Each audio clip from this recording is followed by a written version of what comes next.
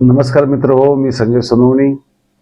चार्वाक अर्थात लोकायत मत हे स्त्री स्वातंत्र्याबद्दल एवढे क्रांतिकारी उदार होते की जी हिंदू धर्माची म्हणजे शिवशक्ती या साम्यतेची जी कल्पना होती तिचा नव्याने उद्गार करणारे होते. कारण वैदिक धर्मामध्ये स्त्री स्वातंत्र्य ही गोष्ट अस्तित्वातच नव्हती. स्त्रीला ते दुय्यम मानणं हे वैदिक धर्मातलं एक सर्वात महत्वाचं वैशिष्ट्य. ते महत्वाचं अशासाठी की जे स्त्रीला आपलं असणंच नाकारायचं, तिचं अस्तित्वच नाकारायचं, पती मेला की तिने सती जायचं, तिने आजन्म नाहीतर केश वपन करून लाल वस्त्र घालून एका अंधाऱ्या खोलीमध्ये बसायचं हेच तिचं भाग्य, असं वैदिक धर्माचं ही प्रथा आतापर्यंत 18-19 शतकापर्यंत होती. आता महत्वाची गोष्ट काय की वैदिक लोक स्त्रीचा आणि पुरुषाचा जो समागम होतो, समागम हा शब्द फार महत्वाचा आहे की जो एका पातळीवर येऊन समान पातळीवर येऊन एकमेकांना आनंद देत, पुरुषाला आनंद मिळतो, स्त्रीला आनंद मिळतो आणि या दोघांचा मिळून जो आनंदाचा आविष्कार होतो त्याला समागम म्हणतात. किंवा दुसरा शब्द आहे संभोग, म्हणजे समभोग, म्हणजे दोघांनी मिळून एकत्र मिळवलेला जीवनातला आनंद. पण वैदिक लोक काय म्हणतात, तुम्ही कोणत्याही स्मृती पहा, त्यांचं साहित्य पहा, त्याच्यामध्ये त्यांनी त्याला वापरलेला शब्द आहे घर्षण. म्हणजे पुरुष लिंगाचं स्त्रीच्या लिंगाशी होणारं घर्षण. म्हणजेच त्यांच्या दृष्टीने तोच एक परमोच्च बिंदू. त्यांना स्त्रीला आनंद मिळतो की नाही मिळतो याच्याशी काही घेणं नाही. त्यांचं म्हणणं असं आहे की पुरुषांनाच फक्त आनंद मिळाला पाहिजे, स्त्रीला पापाचे द्वार मानलेलं आहे. आणि या पापाचं द्वार असणाऱ्या स्त्रीशी घर्षण करायला यांना कसलंही संकोच वाटत नाही. आता अतिथी म्हणजे पाहुणाला वैदिक जे साहित्य पाहिलं आपण, तर स्वतःची स्त्री सुद्धा अर्पण करण्याला त्यांची हरकत नसायची. त्याची उदाहरणं अनेक आहेत. फार कशाला, मला दत्त का आवडत नाही, एकच कारण आहे लक्षात ठेवा की ब्रह्मा विष्णू महेश यांनी सती अनुसेला असं म्हटलं की विवस्त्र होऊन आम्हाला वाढ. मग तिने तिच्या तपाच्या बळावर त्यांना लहान मुलं केली आणि मग त्यांना वाढलं. म्हणजे विवस्त्र होऊन आम्हाला वाढलं पाहिजे, कारण तुझ्या सतीत्वाची तुझ्या पातिव्रत्याची आम्हाला परीक्षा घ्यायची आहे, असं काहीतरी यांच्या मनात आलं, असं या कथेतलं म्हणणं आहे. ही कथा निश्चितपणे वैदिकांनी पैदा केली असणार, कारण एवढी मनोविकृती की परमेश्वराला सुद्धा, देवांना सुद्धा यांनी अक्षरशः एका हीन पातळीवर, नीच पातळीवर आणलं आणि त्यातनं दत्त अवतार झाला अशी आपली समजूत आहे. सर्वात महत्वाचं, चार्वाकांनी काय म्हटलं, हे इसवी सन पूर्व 8व्या ते 7व्या शतकाच्या दरम्यान काय म्हटलं की पातिव्रत्यादी कल्पना, पतिव्रतेच्या कल्पना या मूढबुद्धी, हीनबुद्धी लोकांनी निर्माण केलेल्या आहेत. जसं पुरुषाला स्वातंत्र्य आहे की कोणाशीही करावं, तर ते स्वातंत्र्य स्त्रियांना का नाही. म्हणजे स्त्री स्वातंत्र्याचा पहिला महान उद्गाता म्हणून आपल्याला चार्वाकाकडे पाहावं लागतं. त्याने त्याचा पुनरुच्चार केला, जी हिंदू परंपरेत प्राचीन काळापासून चालत आलेलीच होती. वैदिकांमुळं त्या परंपरेला कुठेतरी छेद बसत होता. पातिव्रतेच्या कल्पना त्यांनी प्रस्तुत केल्या आणि त्याला एक असं दैवी रूप दिलं की ज्यामुळं स्त्री ही गुलाम झाली आणि पुरुष हा कर्ता झाला.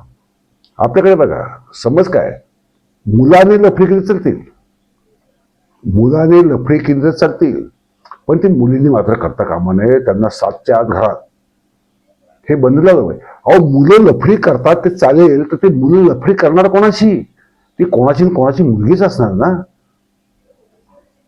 म्हणजे मुलीने लफडं केल्याखेरीज मुलाचं लफडं कसं होईल? लक्षात घ्या, फार महत्वाचा मुद्दा आहे. मुलगा जर लफडं मुलीशीच करू शकणार असेल तर ती कोणाची कोणाची मुलगी असणारच आहे ना. म्हणजे एकतर्फी स्वातंत्र्य आहे किंवा अनुमती आहे किंवा त्याला मान्यता आहे, पण तू दुसऱ्या बाजूने मान्यता मात्र द्यायची नाही. ही विकृती कुठून येते? चार्वाकांचं सर्वात महत्वाचं वैशिष्ट्य हे आहे की त्यांनी स्त्री पुरुष स्वातंत्र्याला पूर्ण त्यांचा जो स्वातंत्र्य, स्त्री स्वातंत्र्याचा आविष्कार ज्याला आपण म्हणू शकतो, तो चार्वाकांनी दिला, जो होता, पण वैदिकांमुळं तो नष्ट व्हायला लागला होता. अगदी जर आपण ऋग्वेदाचं उदाहरण घेतलं, त्यातलं जर आपण अगस्ती आणि लोपामुद्रा यांचा संवाद जरी बघितला, नुसता बघा, वाचून बघा, तुमच्या लक्षात येईल की संन्यास किंवा तप या गोष्टी वैदिक धर्मात अस्तित्वात नव्हत्या. परंतु यांनी नंतर काय केलं? प्रत्येक गोष्टीवर हे आम्हीच निर्माण केलं होतं, आमचाच अधिकार होता, आम्हीच निर्माते, कारण आम्ही भूदेव, आम्ही समाजाचं मस्तक. या विकृत कल्पना समाजात पसरल्यामुळं एक बाकी समाज जो आहे हा वैदिक सोडून त्यांच्या मनामध्ये कारण नसताना न्यूनगंड निर्माण झाला. बरं, यांच्या स्मृती असतील किंवा यांची धर्मातली वचनं असतील, ती बाकीच्यांनी पाळली का? ती पाळलेली दिसत नाहीत. इतिहास काळापासून जरी आपण पाहिलं, म्हणजे नंद घराण्यापासून किंवा शिशुनाथ घराण्यापासून ते अगदी आपण आधुनिक काळापर्यंत पाहिलं, ती कोणी पाळली नाही. परंतु यांचा इतिहास लेखनामध्ये दावा असा असतो की सारा समाज हा स्मृतींच्या आज्ञांचं पालन करत होता. हा आंधळा आत्मविश्वास, हा मूर्ख आत्मविश्वास येतो कुठून? तो फक्त एवढ्यातच येतो की स्वतःला श्रेष्ठ समजण्याच्या एका मानसिक विकृतीतनच हा समज येऊ शकतो. गोळवळकर गुरुजी काय म्हटले होते विचारधनमध्ये, तुम्ही वाचा, किंवा त्यांनी काय म्हटले की या देशामध्ये हिटलरने ज्याप्रमाणे सेमिटिक वंश विच्छेद केला, त्याप्रमाणे हिंदूंनी भारतातल्या जे गैर भारतीय धर्म आहे, म्हणजे मुस्लिम आले, ख्रिश्चन आले, त्यांचा विनाश केला पाहिजे, त्यांचं एक वंश विच्छेद केला पाहिजे, असे विकृत विचार प्रसार करणारे आज सत्तेत आहे. आणि ते प्रत्यक्षात तसं करतही आहे. फक्त काय होतं, हिंदूंची चूक आहे. हे बघा, वैदिक धर्म वेगळा, हिंदू धर्म वेगळा, हे नेहमी लक्षात ठेवा. हिंदूंच्या मनावर क्षत्रियत्वाचा एक गंड असतो किंवा ब्राह्मणत्वाचा एक गंड असतो. कोणी ब्राह्मण आम्हाला चांगलं म्हटला नाही तर आम्ही चांगले नाहीच, असा गैरसमज असतो. परंतु त्याच वेळेस एक लक्षात घेतलं पाहिजे, एक गमतीचा किंवा एका विनोदाचा भाग असा आहे की जोपर्यंत कोणी जॉन मॅकफर्सन किंवा असं कोणी ब्रिटिश किंवा युरोपियन किंवा अमेरिकन नाव नसेल, तर या वैदिकांना चेंज पडत नाही. या गोऱ्या लोकांनी काहीतरी आपल्याबद्दल एक शब्द तरी चांगला लिहिला तर यांना आभार ठेवून होऊन जातं. ही विकृती येते कुठून? मी म्हणतो ही वैदिकांची विकृती वैदिकांना कळत नाही आणि हिंदूंना हे समजत नाही की आपण त्यांच्या मान्यतेवर आपल्या मान्यता का ठरवतो. लक्षात ठेवा, अभिजनांचं म्हणजे वैदिकांचं सौंदर्यशास्त्र आहे, बहुजनांचे सौंदर्यशास्त्र आहे. आपले मित्र कांबळे साहेब म्हणाले होते, ही चित्रपट असेल, मालिका असतील, काही असेल, तिथलं सौंदर्यशास्त्र हे वैदिकांनी काबीज का केलं? धुरंधर पिक्चरची चर्चा आहे. खरं म्हणजे तो अजेंडा पिक्चर आहे, एक पॉलिटिकल अजेंडा न्यायचा आहे.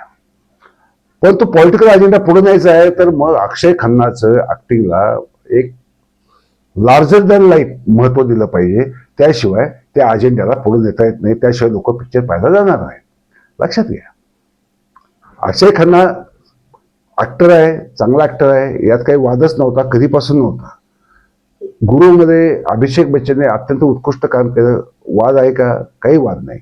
अभिनय ऍक्टर ऍक्टिंग करतो, त्याला जे पात्र आपण समजतं त्यानुसार तो पात्र करतो. पण त्यातनं आपल्या मनावर काय ठसवलं जातं इकडं आपण लक्ष देत नाही. हे लक्ष दिलं पाहिजे. चार्वाकांनी जर 2700-2800 वर्षापूर्वीच हे ओळखलं असेल की आर्यावर्तातल्या वैदिकांची एक्झॅक्ट चाल काय, एक्झॅक्टली त्यांना काय करायचे, काय साध्य करायचंय, त्यामुळंच ज्या वेळेस वैदिक धर्मामुळं स्त्रियांचं महत्व घटवायचा प्रयत्न होतोय, जाणीवपूर्वक प्रयत्न होतोय, वट सावित्रीची कल्पना ही अक्षरशः स्त्रीच्या गुलामीला एक राजमान्यता, धर्ममान्यता, ईश्वर मान्यता देण्यासाठी सावित्रीची कथा आली. आजही या हिंदू बावळट बायका वळावा फेरे मारतात, ते दोरे गुंडाळतातच आहेत. का? पुरुष का नाही करत? आणि मुळात याची गरज काय आहे? याची गरज नाही. हा काही दिखावा नाहीये, हा काही खेळ नाहीये, हा काय पोरखेळ नाहीये. आपण कोणतीही गोष्ट का अंगीकारतो, कशासाठी अंगीकारतो याची अक्कल आम्हाला असली पाहिजे. आम्हाला ती अक्कल नाही. बेअक्कलांना कोणतंही भविष्य नसतं. आम्ही हिंदू लोक किंवा तुम्ही त्याला बहुजन म्हणता, हे बेअक्कल आहेत. याचं कारणच असं आहे की यांनी यांच्या चालीच ओळखलेल्या नाही आहेत.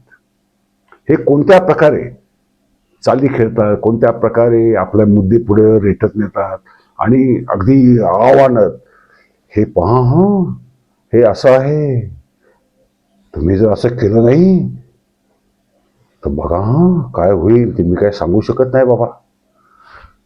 आणि मग आम्ही घाबरून जातो. आम्ही विचार करतो आपलं काय चुकतंय का? एवढा मोठा माणूस म्हणतोय म्हणजे आपलं काहीतरी चुकत असेल. मग बरोबर करू इच्छिणाऱ्या माणसाच्या हातातनं सुद्धा चांगली गोष्ट होत नाही. त्याला करायची इच्छा असली तर करत नाहीत. हे मंत्री यांचे सगळे पीए हे सगळे वैदिक असतात. हा काय म्हणतो सेक्रेटरी त्यांचा, साहेब सही करायला तशी हरकत नाही, पण बघा यातनं प्रॉब्लेम होऊ शकतो. मग मंत्री काय म्हणतो, असं का, मग जाऊ दे, मग ही फाईल बाजूला ठेव. म्हणजे जनहिताचे जे खरे निर्णय असतात, जे स्वतःच्या आकलीने घ्यायचे असतात, हे लोक तथाकथित बहुजन आणि हिंदू यांच्यावर अवलंबून असतात. मग लक्षात घ्या यातनं समाजाची हानी नेमकी काय होते. सगळे वैदिक वाईट नसतात मान्य, पण सगळे मुसलमान वाईट नसतात हे यांना मान्य करायचं नसतं. लक्षात घ्या ही फार मोठी खेळी आहे. आणि हे बहुजन किंवा हिंदू किंवा नवबौद्ध एवढे मूर्ख आहेत. त्यांना आपली विचारनिष्ठा, आपली तत्वनिष्ठा, ध्येयनिष्ठा याच्यावेळी क्षणिक स्वार्थासाठी पाणी सोडून देतात आणि त्या वातावरणाच्या एवढ्या आहारी जातात की जयघोष करण्यामध्ये त्यांना थोडीफार सुद्धा लाज शरम वाटत नाही. चार्वाक लक्षात घ्या 2800-2700 वर्ष आधी जर ते एवढे परखड विचार मांडू शकत असतील, ती हिंमत 21व्या शतकातल्या सर्वसामान्य माणसांना का येत नाही? एक लक्षात घ्या, पातिव्रत्य लादणं हा स्त्रीचा अपमान आहे. स्वतःच्या इच्छेने ती पतिव्रता राहू शकते किंवा लग्नाच्या आधी काही होऊ शकतं. पुरुषाच्या बाबतीत हा प्रश्न विचारला जात नसेल तर स्त्रियांच्या बाबतीत का विचारला जातो? चार्वाकाचं बरोबर आहे. ते एक पत्नीव्रता रामायणात म्हटले, म्हणजे राम एक पत्नीव्रता होता, परंतु प्रत्यक्षामध्ये रामायण जे पाहिलं तर जैन रामायण जे आहे, जे मूळचं आहे, त्याच्यामध्ये रामाला 8 बायका होत्या. त्याचं काय करायचं? आणि वाल्मिकीचं रामायण तर अजून 400-500 वर्षानंतर दिलं गेले. तर मग खरं कोणाचं म्हणायचं? आम्ही काय करतो, वैदिकांनी जी नीतिमत्तेची चौकटी ठरवून दिल्या त्या चौकटींमध्ये बांधले गेलो आहोत. आम्हाला कुठेतरी स्वतःचा विचार करायला पाहिजे, स्वातंत्र्याचा विचार करायला पाहिजे. जे स्वातंत्र्य मला आहे ते स्वातंत्र्य तुम्हाला असलं पाहिजे. स्वातंत्र्याचा एवढाच अर्थ. जे स्वातंत्र्य मी स्वतःच नाकारतो ते दुसऱ्या नाकारायचं म्हटलं तर एक वेळ चालू शकतं. परंतु जे स्वतःला स्वातंत्र्य पाहिजे पण दुसऱ्याला मात्र नको. म्हणजे मी काही बोललं तर चालेल, तुम्ही बोलायचं नाही. अरे हे काय झालं? हे अभिव्यक्ती स्वातंत्र्य असेल, स्त्री पुरुषातल्या संबंधाचं स्वातंत्र्य असेल, किंवा समाज जीवनातील कोणत्याही कृत्याबद्दलचं स्वातंत्र्य असेल, ते प्रत्येक माणसाला असलंच पाहिजे आणि त्याचा आदर सर्वांनी केलाच पाहिजे. मला असं वाटतं चार्वाक मत हे अनेक अर्थाने आधुनिक आहे. जरी त्याला 27-28 वर्ष झाली असली मतं मांडून. मागच्या व्हिडिओत आपण चर्चा केली बाकीच्या मतांबद्दल. याबद्दल आपण नेहमी जागृत राहायला पाहिजे, सजग राहायला पाहिजे. त्याशिवाय भारतीयांचं किंवा जगाचं कल्याण होणं शक्य नाही. जो कोणी कोणाच्याही आचरणावर, बोलण्यावर निर्बंध घालायचा प्रयत्न करतो तो एका अर्थाने माणुसकीची, मानव जातीची विटंबना करत असतो. हे आपण लक्षात घेतलं पाहिजे. मला वाटतं यात एवढं पुरेसं आहे. मित्र, धन्यवाद.